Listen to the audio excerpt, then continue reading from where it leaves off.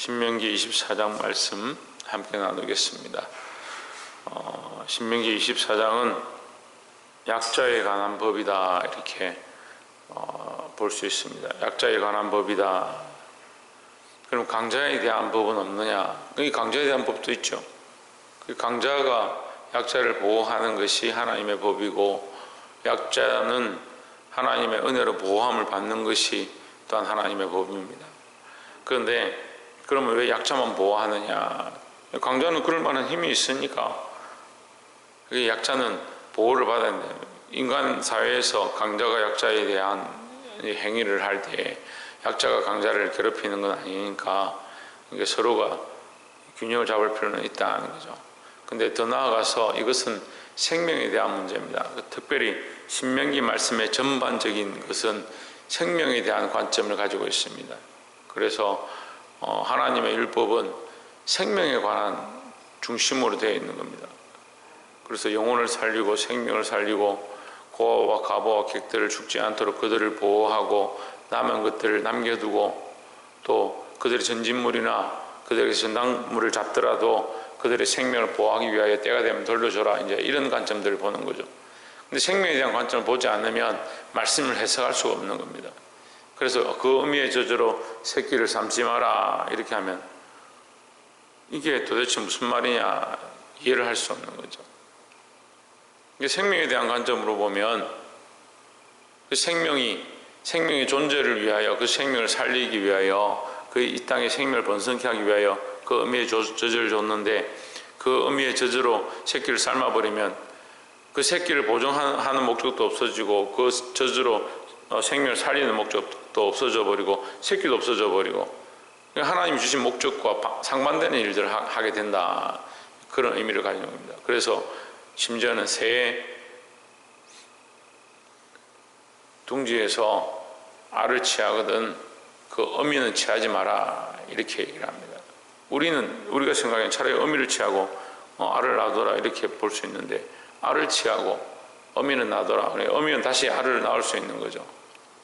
이제 그런 관점의 생명의 번성, 자연의 보호, 이제 그런 관점들 보는 겁니다.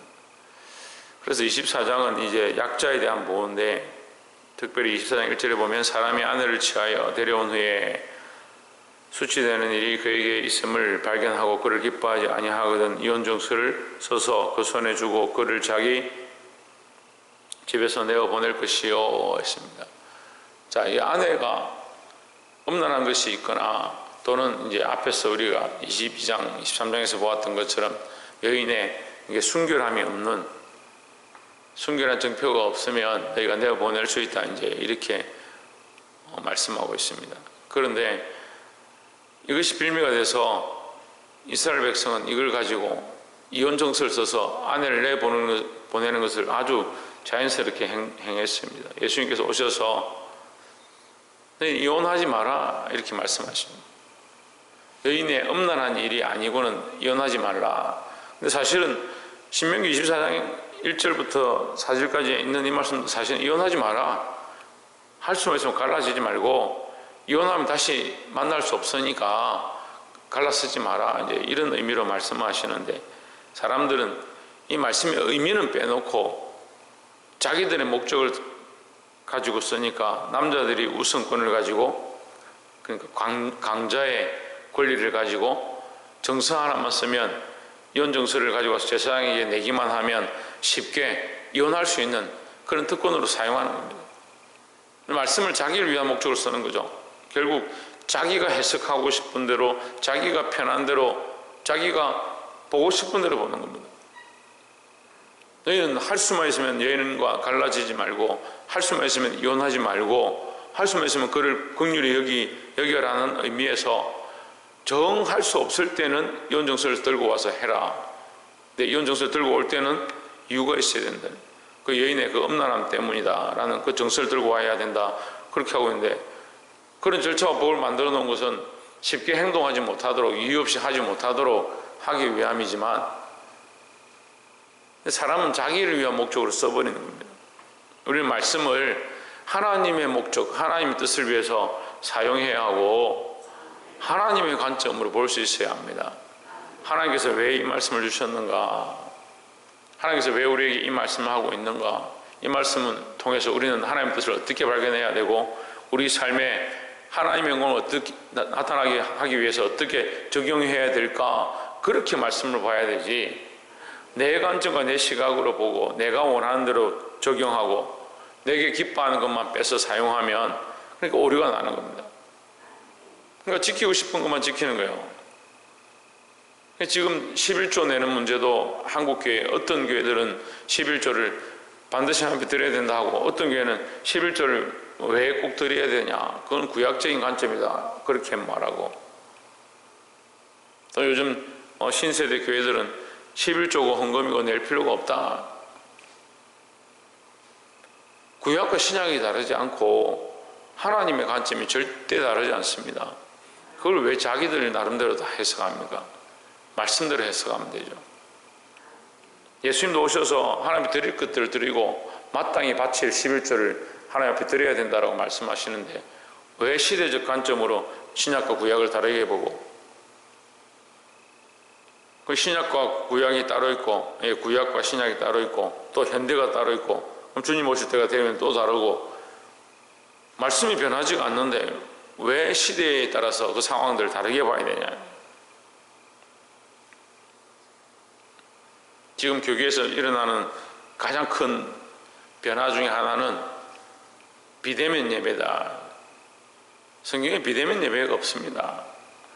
그게 바른 시각이고 바른 시대적 관점이다 이렇게 얘기하는데 천만의 말씀이에요. 여러분 조금만 돌아보면 됩니다. 그런 예배가 하나님을 기쁘시게 하기 위한 방법이냐, 사람들을 위한 방법이냐. 사람들은 거기다 뭘 가지고 오냐면요, 이웃에게 해를 끼치지 않고 덕을 주기 위해서 비대면 해야 된다 이런 얘기를 합니다. 하나님 없는데 무슨 이웃이 우선입니까? 하나님이 있기 때문에 이 법들을 정하신 거고, 하나님께서 말씀하셨기 때문에 하나님의 영광을 위하여 너희가 하나님 앞에 서 있다면 내 객과 고아와 가부를 돌아보고 약자를 돌아보고 그렇게 말씀하는 건데, 하나님 관점을 떼고 나서 무슨 약자와 고아와 가부를 돌아보는 것에 대해서 적용을 합니까? 교회가 이웃에게 덕을 끼쳐야 된다, 사람들에게 잘해야 된다, 물론 해야 되죠. 제가 반대하는 바가 아닙니다. 하나님 말씀도 그렇게 하고요. 그렇지만 더 우선이 뭐냐, 하나님께 영광입니다. 십자가를 우리가 이런 예를 많이 들죠. 십자가를 사람과 사람과의 관계, 하나님과 우리와의 관계. 계명의 첫째에 되는 것이 하나님을 마음을 다하고 뜻을 다하고 목숨을 다하여 내 하나님을 사랑하고 내 이웃을 내 몸과 같이 사랑하고, 이렇게 적용을 많이 하죠. 그럼 이건 떼고 이웃을 사랑하는 게 중요하니까 이것만 놔두고 말씀을 반만 보는 거죠. 반도 못 보는 거죠. 우리가 세례를 받을 때 제일 첫 번째 강령이 있습니다. 세례 받은 사람은 누구나 다 알고 있는 겁니다. 근데 물어보니까 잘 모르더라고요. 여러분 아십니까? 세례 받을 때 첫 번째 강령, 반드시 알고 있어야 될 첫 번째 고백이, 사람이 제일 되는 것은 하나님을 영화롭게 하는 것, 하나님을 영화롭게 하고 영원히 그 이름을 즐거워하는 것, 그게 세례받는 사람의 첫 번째 고백입니다. 다 세례교인이고 다 재직이고 다 중직이고 다 직분을 맡고 교회의 거룩한 역할을 감당한다고 하면서 첫 번째 되는 하나님의 이름을 영화롭게 하기 위해서 내가 존재하는 거예요. 근데 그걸 이상하게 적용하는 겁니다. 이웃에게 잘하는 것이 하나님께 영광이 된다. 천만의 말씀이요. 하나님께 영광을 돌리는 것이 우선이고, 하나님께 영광 돌리기 위해서 이웃에 우리가 사랑하고 그들을 섬기는 것이 그 다음이죠. 이걸 잘 못하는 거예요. 말씀을 자기를 위한 관점, 시대를 위한 관점, 사람들을 위한 관점으로 끌고 와서 쓰는 게 아니라 말씀으로 돌아가려고 해요. 하나님의 뜻으로 돌아가고 하나님의 관점으로 돌아가려고 해야 되는 겁니다. 보게 되기를 주의 이름으로 축복합니다. 16절에 그런 말씀으로 계속해서 나오는 거고, 이제 전단물의 전진물이다 이렇게 하는데, 너희가 빚을 줬거나 돈을 빌려줘서 그들에게서 뭔가 빼앗게 되면, 뭔가 받게 되더라도 맷돌 윗짝이나 아래짝을 가져오지 마라. 이 무슨 말입니까? 맷돌 가져와 버리면 그들이 곡식을 뭘 갈아서 먹겠느냐? 음식을 해서 먹을 수가 없다. 그럼 너희가 그 사람이 그 돈을 갚기 전에는 그 집안 식구들이 다 굶게 된다는, 그들이 생명을 잃게 되면 그 하나님 앞에 너희 무슨 영광이 되겠느냐, 이제 그렇게 말씀을 하는 거죠. 이제 그런 의미들을 계속 얘기하고 있는데, 16절에 보시면 그 아비는 그 자식을 인하여 죽임을 당치 않을 것이요 했습니다. 자, 이제 또 새로운 관점의 말씀이 나오는데, 자식들은 그 아비를 인하여 죽임을 당치 않을 것이라, 각 사람은 자기 죄의 죽임을 당할 것임이라 하십니다. 지금까지 우리는 자식이 폐역하고 우상을 숭배하는데 그 부모가 어떻지 않냐면 온 가족을 하나님 앞에 징벌하고, 또 그 부모의 말을 듣지 않으면 자식을 백성들 앞에 끌고 와서 돌로 쳐 죽이고 뭐 그런 장면들을 봤는데, 16절에서는 조금 다르게 말하는 것 같이 보입니다. 각 사람은 각 사람의 죄에 대하여 죽임을 당할 것이다 이렇게 말하고 있습니다. 그렇죠. 우리가 이게 철저하게 보면 그 사람의 구원은 그 사람에게 있는 겁니다. 그 사람의 심판도 그 사람에게 있는 거죠. 그 사람의 구원이 그 사람에게 있다는 말은 그 사람의 심판도 그 사람에게 있다는 것으로 봐야 되는 거죠. 내가 예수를 믿으면 내가 예수 믿음으로 구원을 받는 것이고, 내가 예수를 믿지 않으면 예수를 믿지 않음으로 심판을 받는 겁니다. 옛날에 보험 강사들이 와서 그런 얘기들 많이 했죠. 우리 아내가 열심히 기도하면 내가 그 치맛자락이를 잡고 하늘을 올라갈 때 그 잡고 올라갈 것이다. 그런 예화들 많이 들었는데, 여러분, 자기 구원은요, 나의 구원은 나의 믿음의 고백에서 되어지는 거지 다른 사람의 고백으로 되는 게 아닙니다. 내 부모가 열심히 믿는다고 자식들이 예수 믿고 천국 간다, 천만의 말씀이에요.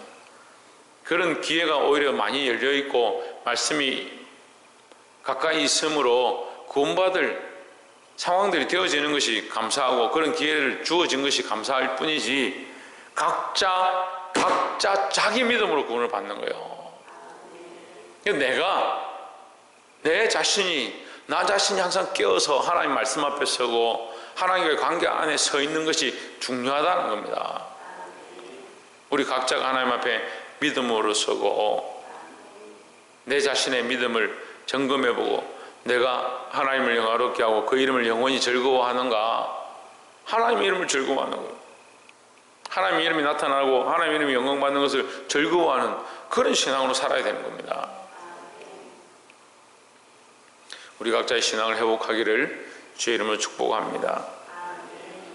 특별히 18절부터 17절부터 이제 22절까지 마지막 말씀까지 보면 이 구제에 대해서 얘기를 합니다. 19절에 보시면, 내가 밭에서 곡식을 벨 때에 그 한 못을 밭에 있어 잊어버렸거든 다시 가서 취하지 말고 객과 고아와 가부를 위하여 버려두라. 그리하면 내 하나님 여호와께서 내 손으로 하는 범사에 복을 내리시리라. 자, 하나님께서 너에게 복을 주기 원하는데 너에게 어떤 복을 주기 원하느냐? 잊어버리는 복을 주기 원한다. 이런 관점이 있습니다. 잊어버리는 복이다. 왜 잊어버리느냐? 네 소득의 얼마를 가난한 자들을 위해서 돕고 구제했을 때 그것이 너를 위해 쓰지 않았기 때문에 잊어버린 것이지만, 너는 손해를 본 것처럼 보일 수 있지만 하나님께서는 그것을 통해서 너에게 복 주기 원한다 라고 말씀하는 겁니다. 특별히 신명기에서 이 구제에 대한 말씀, 다른 영혼을 위하고 다른 생명들을 위하고 그들이 굶어 죽지 않도록 도와주고, 특별히 약한 자들, 객과 고아와 가부와 나그네와 연약한 자들, 그들을 돌아보고 그들에게 이 곡식의 얼마를 남기고 이삭을 줍도록 하고 그 과일나무에서, 감람나무에서나 이 과일나무에서 그 과일을 다 털어서 가져가지 말고 남았거든 내버려둬라. 그들이 먹을 수 있도록. 그 심지어는 다른 말씀에 보면 내 동족이 너희 곡식단으로 지나가다가 그것을 까서 먹으면 그것을 책망하지 마라. 자유롭게 먹을 수 있도록 내버려둬라. 그들이 먹는다고 해서 너희 곡식밭을 다 없애버리겠느냐. 그것이 너에게 복이 될 것이다. 이렇게 말씀하셨습니다. 생명에 대한 관점이 하나님께 있고 축복에 대한 관점이 하나님께 있고 우리의 소산의 관점이, 우리에게 주신 재물의 관점이 하나님께 있다면 하나님께서 반드시 갚으시고 채우실 줄 믿습니다. 더 나아가서 우리에게 주신 모든 것들이 하나님의 은혜고 하나님의 긍휼로 채워졌다라는 거죠. 그냥 하나님께서 채우셨으니까 이것을 하나님의 말씀을 따라 쓴다고 해서 내게 아니잖아요. 하나님께서 내게 주셨으니까. 내가 구제하고 돕고 연약한 자를 돌아보고 하는데 사용한다고 해서 우리가 오히려 궁핍할 것이 아니라 이렇게 할 수 있는 마음을 주신 게 은혜고 이것으로 다른 생명들과 그 영혼들을 돌아볼 수 있는 게 축복이다라는 거죠. 그래서 교회는 항상 구제에 힘써야 합니다.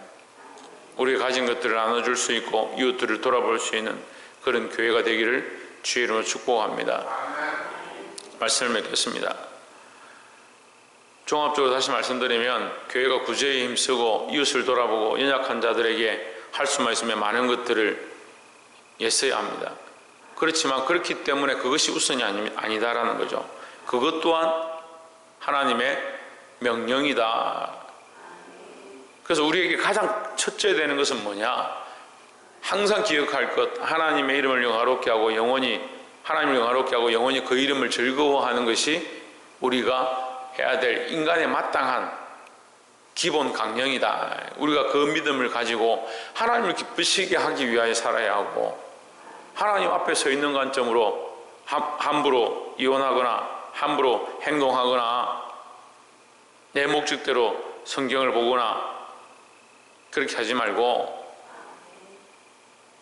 각자 자기의 믿음으로 구원을 받을 수 있다는 사실을 기억해야 하고 또 이웃들에게 나눠줄 때 이것이 하나님 주신 은혜인 줄 알고 나눠주고 구제하고 돌아볼 수 있는 저와 여러분 되시기를 주의 이름으로 축복합니다. 기도하겠습니다.